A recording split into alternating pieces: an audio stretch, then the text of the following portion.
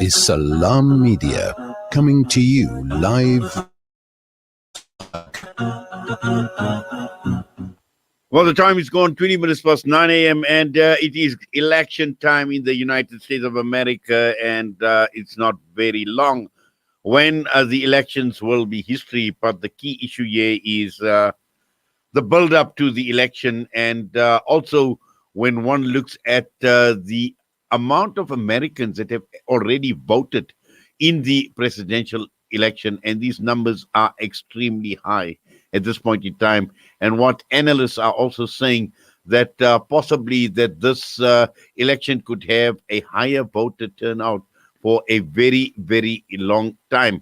And this is the race between Donald Trump and his Democratic challenger, Joe Biden. And as always, to put things into perspective, to analyze, to unpack the situation as it stands right now, we are joined by Brooks Spector, retired U.S. diplomat. Brooks, good morning to you. As always, welcome. And clearly, as we get closer and closer to Election Day, things are really hotting up. Well, good morning. Good to be with you. I mean, it is the day before Election Day, but as you correctly note in your lead-in, 90-some million Americans have already voted. So we're almost at the point now where we need to start thinking of it in terms of election week or election month or election season at this point. And that's a function of a revolution caused by the COVID pandemic. Many people in the country, quite reasonably and realistically, were frightened or cautioned about the spread of the disease and elected to go with mail-in or advanced balloting. And that joined up with the trend that has been building for some years of making, at least in some states, of making it much easier for people to vote, that is voting by mail. And the two phenomena came together this year in something of a huge wave. And states many states anyway, liberalized advanced balloting as well, so that over the last number of days, you've seen video footage on television of people lining up to vote well before the day when people line up to vote. And the funny thing is we tend to think of this as new, but there's actually an interesting footnote in times of military activity. The Army, the military, the Navy, the people in service have always been able to vote by mail because obviously they're not living at home. They're doing something else. And so that trend goes back as far as the American Civil War in the 1860s. So it has its historical roots, but now it has become ever bigger. And there are some people who figure that the average person will vote by mail or advanced balloting by the next election rather than just a majority of it. So it's changed the nature of the campaigns too. Because think about this. If you have voted 2-3 weeks before Election Day, your mind is not just made up, your decision is made. And so you're pretty much impervious to any last-minute appeals by a candidate or even last-minute developments, because your decision is already done. And if the whole country goes in that direction, it's going to change the way candidates run for office and candidates campaign. Well, certainly, Brooks. And also, when one looks at it, and as you correctly pointed out, well over 90 million people have already voted. And considering the 2016 election, the number of people that had voted were just over 136 million. But this time around, the predictions are that it is going to be the highest turnout for a very, very long time in percentage terms. No, I mean, think of it in terms of interest. In an election where it's two sort of earnest fellows who, except for the policies at the margins, are almost interchangeable. The level of enthusiasm is there because it's an election, but it's not extraordinary. This time, because of the nature of Donald Trump and his presidency so far, it has generated not just on the margins, but deep within the soul of the country, a real feeling of either great disquiet and fear or enormous enthusiasm, depending on the kind of person you are and where you are.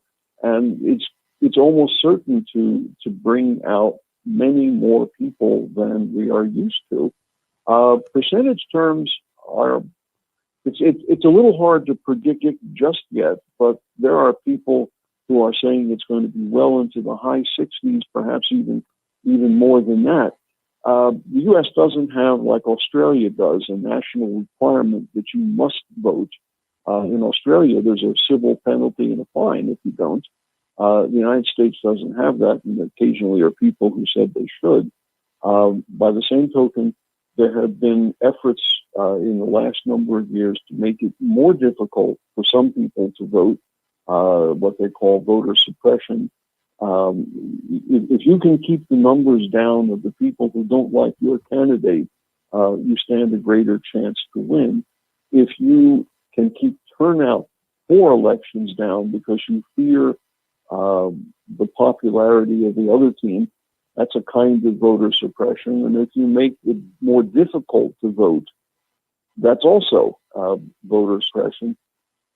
That's running counter to the trend of making it easier to vote by mail that we just discussed. But in broad aspect, in answer to your comment, we're going to see a big turnout this time around. We're also going to see in some places a significantly disputed turnout. There will be people, mostly Republicans, I suspect, who argue that the vote count in state A or state B or in precinct A or precinct B or in votes by mail from one state or another were unfairly done, and they're going to take them to the courts.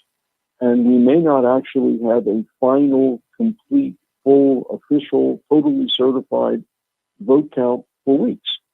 That doesn't mean there won't be a president. It just means there's still going to be squabbling about whether or not this bunch of votes or that bunch of votes should or shouldn't count and whether they figure into the aggregate totals.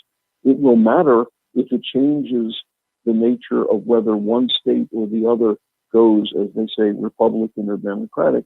But you only have to think back to the year 2000 when George W. Bush was competing with Albert Gore, Republican and Democrat respectively, and the vote count in Florida was contested for weeks. And finally, the issue was settled by the Supreme Court by a vote of 5-4. And so people have joked thereafter that the U.S. election was won by a 5-4 vote because Florida was the winning difference. Yes, I recall that, and we've already seen Donald Trump make the statement where he says he's actually preparing for legal challenges to vote counts as well. So I think this is to be expected, Bruce.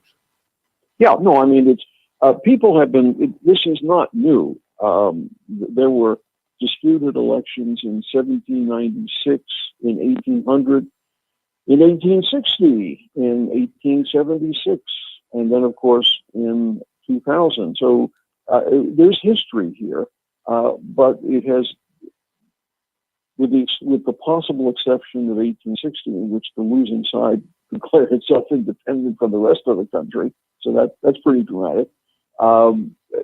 With that exception, the losers have ultimately accepted the outcome. This one is unusual, with Donald Trump saying that he's going to declare himself the winner if he's ahead by the stroke of midnight on November 3rd, and that'll be it. Well, he doesn't have that authority, and he may convince some people he's right, but there is no legal ground for him saying that. In fact, in some states, the law is very explicit that they must count all votes mailed in that are received by November 3rd by the vote counting authorities. They are postmarked by November 3rd. Whether or not they are received on November 3rd doesn't matter. They have to be counted until they're all counted. And that's taking into account people who are out of the city, out of the country, serving in the military, in the Peace Corps, as diplomats, business people abroad, whatever it might be. And so declaring yourself the victor is nice front page news, but it doesn't have any legal legs to carry it. I think for me, Brooks, the line that stands out as far as this election is concerned was Joe Biden, who actually told a rally in Philadelphia describing Donald Trump as an obstacle to defeating the pandemic. And he said, to beat the virus, we've got to beat Donald Trump because he is the virus.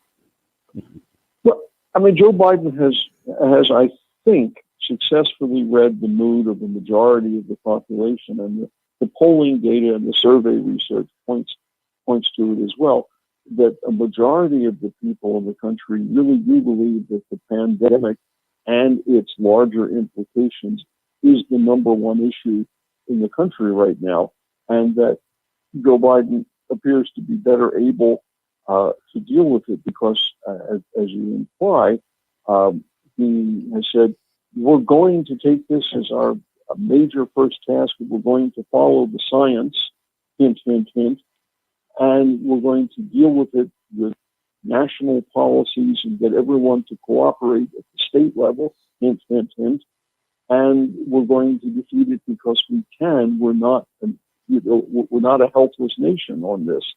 All of that points to the obvious differences with his opponent, with Donald Trump's approach so far, which is by most standards chaotic, confused, and disorganized, if I can be so blunt, and also without regard, for the most part, to the actual science of it all. And the end result of this, if a majority of the people believe that the issue that is most important for them is the pandemic, and if Joe Biden is the person to lead them out of that problem, then he'll be the victor. If people believe Donald Trump is the right person to lead the economic recovery, it may be a different answer. The polling data as of yesterday afternoon seems to indicate that Joe Biden remains in the lead nationally and in most of those so-called swing states or battleground states. But, it all depends ultimately on how the votes are counted and the turnout on election day of the remaining 50 or 60 million people who have not yet voted. Well, I suppose, Brooks, you've got some very long hours ahead of you, sleepless nights, as you normally have. And I'm sure once the election is over, once the outcome is announced, you and I will be having another chat. But for now, get some rest. And thank you very much for your time. Thank you. I've laid in a whole big stock of espresso ground coffee and lots of healthy snack foods. And I've got good pillows, and the sofa is ready. And, we're all set to hunker down and be prepared for a long couple of days. Well, certainly, Brooks. But as always, we thank you for your time with us here on Salam Media. All the best to you, sir. It's a pleasure. You take care of yourself. Brooks Spector joining us this morning ahead of the U.S. elections. The time is just gone 9:32 a.m. We come back. We're joined by Rahimullah Yousafzai, Pakistan's Imran Khan, urging Muslim unity against Islamophobia. After all these years,